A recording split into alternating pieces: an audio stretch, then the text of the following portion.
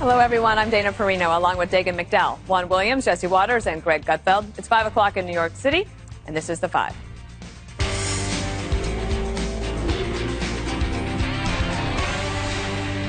President Trump and the First Lady in quarantine after testing positive for COVID-19. Now, the news upending an already chaotic campaign season with the election just 32 days away.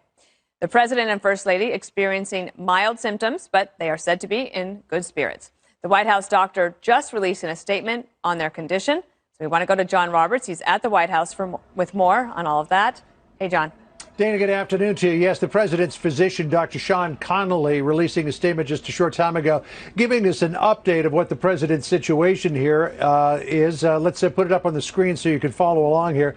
Dr. Connolly writing, following PCR confirmation of the president's diagnosis, and this is the test where they stick that swab way, way, way up your nose. As a precautionary measure, he received a single 8-gram dose of Regeneron's polyclonal antibodies. This is an experimental drug that has not yet received FDA approval. They're just finishing up phase 3 trials. The president has been taking zinc, vitamin D, which boosts his immune system, famotidine, which is a generic form of Pepcid, melatonin to help him sleep, and a daily aspirin. As of this afternoon, the president remains fatigued but in good spirits. He's being evaluated by a team of experts. Together we'll be making recommendations to the president and First Lady in regards to next best steps. Nothing in there you'll notice about taking hydroxychloroquine, as the president did preventively back in May, along with azithromycin and zinc.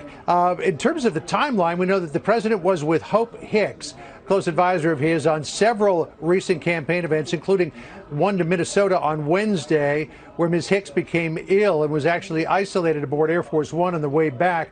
The president testing positive for coronavirus later on Thursday. Hope Hicks had tested positive earlier in the day. But the president's still taking a trip to Bedminster, New Jersey. Here's what Mark Meadows, the chief of staff, said about the timing of all of that. In terms of Hope Hicks, we discovered that right as the Marine One was taking off yesterday. We actually pulled some of the people that had been traveling and in close contact. The reason why it was reported out, and just frankly, is that we had already started the contact tracing just prior to that event. And Dana, we were talking about this earlier in the day. It's kind of puzzling that the president, knowing he had close exposure to someone who had just tested positive for coronavirus, would have taken that trip. It was a fundraising roundtable to his golf resort in Bedminster. Asked about that, here's what Kayleigh McEnany said earlier today. It was deemed safe for the president to go. He socially distanced. It was an outdoor event, and it was deemed safe by White House operations. Kayleigh, who exactly assessed that it was safe for the president, even though he knew he had exposure, to travel to New Jersey? He was in Marine One, Small Space, Air Force One, and that fundraiser. Who made that assessment? White House operations made the assessment it was safe for the president in consultation with others. Now, we are waiting for those next steps, as Dr. Sean Connolly put it. We don't know what those are. We're told that the president is still suffering from mild symptoms. But as you know, Dana, things can go downhill, very, very quickly for anybody. And the president is in that risk area. He's 73, 74 years old. He's a little bit overweight. So, as a precaution, I'm sure that they are watching him closely. We'll stand by and we'll give you any update on developments as they occur. Dana? All right, please do. Thank you, John. So Joe Biden is campaigning in Michigan today after testing negative for the virus this morning. The former vice president reacting to the latest developments just a few minutes ago. Sending my prayers for the health and safety of the First Lady and President of the United States after they tested positive for COVID-19. We can save 100,000 lives in the next 100 days, according to the head of the CDC, if everyone wears a mask in public. Okay, so we're going to take it around the table here. It was shocking news, Dagan, and we hope that he recovers very quickly. Sounds like they're all on top of it over at the White House. And I think about all the American people. Clearly, the country as a whole has a tough row to hoe with the virus and the economy, those two inextricably linked. So I always think about what can we do?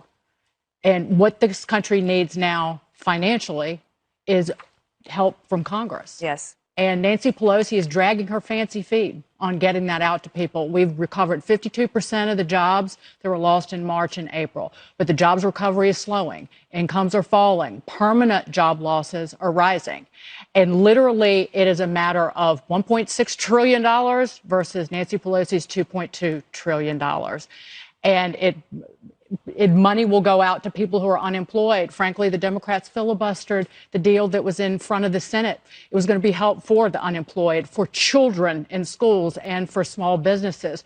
Where are they? Are they looking at this situation as an opportunity for them to wait until after the election to gain more power rather than doing what is right for Americans? Well, I think that it looks like there had been some forward movement to get that bill done. And I think if they get it to the president, he will sign it. And I think that would be a really good thing. And it includes money for testing for schools as well as some businesses. Greg, any thoughts? I feel like I should just open it up to whatever you're feeling. Can 2020 get any more 2020? I feel like there's a bar somewhere and 1349 AD is sitting on a bar stool and just bragging about how, the plague wiped out half of European politician. And there's this other year, 2020, sitting in the corner saying, oh, yeah, hold my Watch beer. Because this is more than an October surprise. It's like an October asteroid hit. And it's another first that we're all experiencing together in a year of first. We've experienced essentially a pandemic together, and there's times when we come together, whether it's hurricanes or pandemics or terror things like 9/11. The only thing that wedges us apart is politics and social media and media. These variables tend to get us to quarrel, and I am trying to stay off social media and limit my intake of media in general, because I just want to think about us as Americans, as not as left or right. My question is what happens to us if we don't hear from Trump for a few days? Because will we get the shakes, right? It's like if the media doesn't get their morning cup of Trump, we're going to really start missing him. We're going to, we kind of got used to having the big guy around. And it's like, you get 5 or 6 tweets a day. The producers like it. We get to put it into segments. We're going to be really, really hungry for him when he gets well. I think that we're going to get, I'm hoping that we get some tweets. I never wanted tweets so much in my life. Juan, there's, it feels like a month ago that we were in Cleveland. It was only 2 days ago. And on the day afterwards, that's when all of this unfolded. Well, in fact, that now is a point of controversy. What happened in Cleveland, the failure to wear masks, especially among the Trump family. But, I think we all should say we wish them a speedy recovery right off the bat. It's not easy. And from what we hear, he has a little fever, he has a cough, some congestion, and the fatigue that you've heard referred to. So, it's going to be a struggle for him. And you just hope that, he's got the best protection in terms of the best medical facilities, the best medical care, all that's good. But to me, it's a reminder that anyone can get sick if the president can get sick. And when you think about that, to my mind, it's not only that he has the best medical care available, it's also he has health insurance, right? He's not going to get into trouble because then an insurer is going to say, oh, yeah, you have a pre-existing condition, you had COVID. That's not going to happen for him. And so we have to think about, how we as a country can come together to defeat this virus, because it is not only an illness that threatens us all, but of course it's having this terrible impact on our economy. And we can see it's ongoing. It hasn't stopped. And in fact, now we have more states with rising rates of infection. So to me, we got to figure out a way to crush this virus. And for that, we need national leadership. I think everybody's just got to take this more seriously, stop with the politics for a second, just in the way that we want him to get well. I think we got to say we got to get well as a country. And, it's not just some of the states, but you see Europe, of which we lagged, Jesse, just like 2 or 3 months behind. All of their rates are going up, too. So we have some time to think about things, either getting that bill passed and remembering all the things that work, the social distancing, hand washing, and masks when you need it. Yeah, I also, with Juan, would like to wish the president and the first lady a full recovery, and I think they will recover. I know he is 74 years old, and that's a very high-risk situation. I think 95% of people at that age do recover, so we wish him well. I think so far the White House has done a good job explaining that the government is still functioning. He's still in command from the residents, the Defense Department, Treasury, Secretary of State have all talked to our allies and calmed the capital markets to say this thing is going to get better and we are fully in charge. The Chinese Communist Party newspaper came out, mocked the president. That's not a good idea. They're going to pay a very big price for that. The president still can campaign digitally from the White House. No one does a better job than the Trump campaign with that. So you're going to see his surrogates out there as well. But this is a big test. I mean, I'm not going to sugarcoat this. This is, you know, we had the Access Hollywood situation. We've had impeachment. We've had racial unrest. The president has to meet this thing head on. All right. He needs to confront it. He needs to get over it. And I think he will. All right. Good comments, everybody. Up next, Dr. Siegel. He will join us with the latest on President Trump's COVID diagnosis. Welcome back to The Five. The President of the United States has tested positive for the coronavirus, so we have some breaking news with our John Roberts. John, what do you have? Jesse, good afternoon to you. We've known that this was going to happen for some time, but it's just now we're just now able to report it. The president is expected to depart the White House soon to go up to Walter Reed National Military Medical Center for an evaluation and a series of tests, just to have a baseline, if you will, of where he is with the coronavirus. Obviously, as you mentioned, Jesse, earlier, at the age of 74 and a little bit overweight, the president is in a risk category for the development of severe coronavirus disease. So doctors up there at Walter Reed just want to get a sense of where the president is. Again, as we reported at the top of the hour, Dr. Sean Connolly, who is the president's personal physician here at the White House, gave the president a dose of a still experimental, not yet FDA-approved drug. It's called a polyclonal antibody made by a company called Regeneron, which in phase 1, 2, and 3 human trials has shown very good effectiveness at reducing the viral load of people who are not in the hospital. The president obviously has been at the White House here all day. Hopefully he will be able to return to the White House later on tonight. I imagine that doctors there will also get some sort of an idea of what his viral load is. Clearly, there are much more sophisticated machines up there at Walter Reed than there are here at the White House, though the quality of care he gets here at the White House is top notch. So we expect that a helicopter will be landing soon to take the president up there. There are already cameras in place for the president's arrival. We have not, again, been able to report this until now, but the president expected very soon to be headed up to Walter Reed National Military Medical Center. And, of course, our thoughts and prayers are with him and the First Lady as they battle through this virus. Nobody wants to get coronavirus. A lot of people get it very mildly, but as the president has stated in interviews and at some of his campaign rallies, he knows some people who one day were barely sick with it. The next day, they're in the hospital. The day after that, they're on a ventilator. And then seemingly a day after that, they have expired. So the president wants to make sure that he gets the very, very best of care that his physicians want him to get, which is why he'll be traveling up to Walter Reed in just a little while. Jesse? John, thanks for the update. Let's bring in Brett Baer, host of Special Report. So, Brett, this is pretty serious now, going to Walter Reed. Obviously, it's precautionary, but they're taking it very seriously, as they should. Yeah, we're told that he's going to remain there for a few days, actually, Jesse. So it's not just fly up there, get a test, and come home.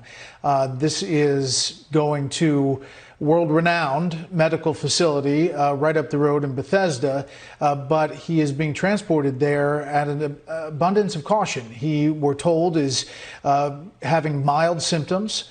A light fever, some mild symptoms of coronavirus, is a bit fatigued, according to his physician, but he is going to be making that Marine One trip to Walter Reed National Military Medical Center, and there are amazing facilities there and doctors who are on top of this, but it's serious. What does it tell you, Brett, that they're going to have him there for a few days? Well, it tells you that it's just not a routine in and out. You're not just getting tested. I mean, they want to make sure that he is getting everything he needs. And perhaps it's more of this treatment he's already received, as mentioned by the White House doctor, the Regeneron that John just mentioned.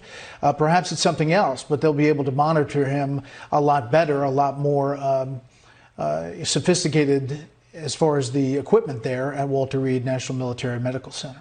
All right, Brett, stay with us. Dana, I want to ask you a quick question about the communications aspect of all this.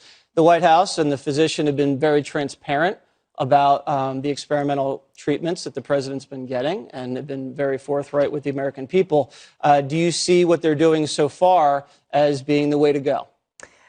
I think that what Kayleigh was able to do today to address some of the questions before, I mean, there is a question, I think, how they allowed the president to travel to Bedminster when she was very careful. You notice in the driveway there, she's asked a couple of times, how could he have possibly traveled? And she said, White House operations made the call. They deemed it safe. Tell me about White House operations. Who would that be, and what's their role? I mean, I'm not exactly sure how the Trump White House is set up, but that would typically include, basically, it's like your chief operating officer of a company. So they would make sure that you're clear to fly, or, for example, they report to the Secret Service reports up to them. Like, say that there's too much turbulence in the air, they'll say, got to have Air Force One on the ground. The president might say, actually, I'm going. And they can overrule him, because I think the thing that's interesting about this is the historic nature of it. Now, what John said is that the helicopter is coming. One of the reasons the helicopter is coming, I would say, don't be alarmed. It's not because he has to be rushed up there. It's because it's quite a ways from the White House to Bethesda. And you're talking rush hour traffic, and nobody needs that right now. And a quick flight for him in comfort, it'll take about 10 or 15 minutes for him to get up there. But I wonder, John said the cameras are there, ready to maybe see the president. Maybe he'll say something. Wow, and I think that would be good. Now, if he doesn't say something, I'm not saying that's a bad thing. Right. But I know that there's an anxiousness, right? Americans are like, are you okay? Can you tell me you're okay? Right. And so I would say that they've done a pretty good job so far, but they got some clearing up to do on the other thing. And we do have a statement from Kayleigh from the White House. Press secretary said President Trump remains in good spirits, has mild symptoms, and has been working throughout the day. Out of an abundance of caution, and at the recommendation of his physician and medical experts, the president will be working from the presidential offices at Walter Reed for the next few days. President Trump appreciates the outpouring of support for both he and the First Lady. I know you're going to go to Greg. Can I just mention one thing? Yes. When he says that he's going to be working, when you think that the president is going to go and stay at Walter Reed for 4 days, it's not in a hospital bed. You're right. Of course. Okay, like there is an entire suite there for the president that looks like an apartment. So I just don't want people to get alarmed. Yeah, I mean, you want to be like America, right? And just be like just like them. Let's take it to Chris Wallace, host of Fox News Sunday. Chris, tell us your thoughts. We have the experimental cocktail the president's receiving. He's going to Walter Reed, they say, for a few days now. What are you thinking? Well, I'm not a doctor and I don't play one on TV, but this strikes me as not a good development. Obviously, there are people who get sick and they're able to stay at home and rest and recuperate. And we have been told, and I've become a little bit of an expert on this in the last 12 hours, because I'm going to have to get a COVID test since I was on that debate stage as well, that usually if you're going to get serious symptoms from this virus, it's about 4 to 7 days after you get the infection. And the fact that so quickly after he tests positive, the president is going to go up there, and not for tests, as was suggested, but to spend several days up there. I mean, let's put it bluntly. The president is being hospitalized for the coronavirus. We all hope and we all pray that this is a quick and dramatic recovery, but this is not good news. And you got to know that everybody at that White House realizes they're 32 days away from an election, and that the president going to the hospital as opposed to being able to recuperate at home is going to have a political impact, and that they wouldn't be doing this out of an abundance of caution. They're doing this because they think this is the right way to treat the president in this current situation. Yes, and we're all praying for the president for a speedy recovery. Please stand by. Chris, let's go to John Roberts, who is at the White House. There may be some action with Marine One. John? Yeah, Jesse, good afternoon to you and to everybody there on the 5. Marine One has just landed on the south lawn of the White House. It usually takes a few minutes for the president to get out there. It will be interesting to see if the president walks out to the helicopter, which I imagine he probably will, given the description of his symptoms from Sean Connolly, his doctor. And perhaps he'll stop and he'll talk with the press pool that's there for all of the helicopter departures. maybe he'll want to let us know that he's doing all right. But again, out of an abundance of caution, according to the statement from Press Secretary Kayleigh McEnany, and Dana was talking to you about this. She's been up to Walter Reed more often than I have by virtue of her position with the Bush administration.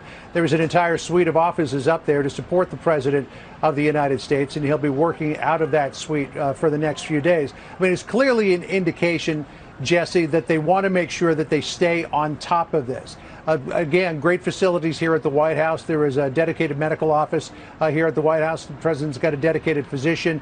There are personnel who are here 24/7.